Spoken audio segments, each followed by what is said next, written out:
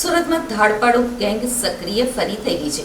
જહાંગીરપુરા વિસ્તારમાં એક જ સોસાયટીના 3 મકાનને નિશાન બનાવ્યા હતા. સુરતમાં પોલીસની ખાખીનો ખૌફ ઓસરતો જતો હોય તેવી સ્થિતિનું નિર્માણ થયું છે. જહાંગીરપુરા વિસ્તારમાં રાત્રિના સમયે 10 જેટલા ધાડપાડુઓ ત્રાટક્યા હતા. દરવાજા તોડવાના સાધનો સાથે આવેલા ધાડપાડુઓએ 3 મકાનોને નિશાને લીધા હતા. જોકે લૂંટારુઓ સીસીટીવીમાં કેદ થઈ ગયા હતા, જેથી પોલીસે નાઇટ પેટ્રોલિંગ સામે સ્થાનિકોએ સવાલો ઊભા કર્યા છે.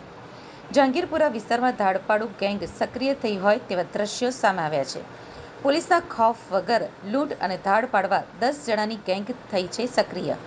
જહાંગીરપુરામાં આવેલ બીઆર પાર્કમાં લૂંટ કરવાના ઈરાદે ગેંગ ઘૂસી હતી. લૂંટારૂ દ્વારા બીઆર પાર્ક રો હાઉસમાં 3 મકાનોને નિશાને બનાવવામાં આવ્યા હતા. લૂંટારૂએ સાધન વડે 3 મકાનના દરવાજા અને નકુચા તોડી ઘરમાં પ્રવેશ કરી લૂંટ ચલાવી હતી. અચાનક જ સ્થાનિકો જાગી જતા લૂંટારૂઓ બાજુના ખેતરમાં ભાગ્યા હતા. લૂંટારૂઓએ પાસેના દરવાજાના નકુચા તોડવાના સાધનો નજીકના ખુલ્લા પ્લોટમાંથી મળ્યા હતા. લૂંટના ઈરાદે આવેલા લૂંટારૂ ગેંગ સોસાયટીમાં લાગેલા સીસીટીવી કેમેરા કેદ થઈ ગઈ છે.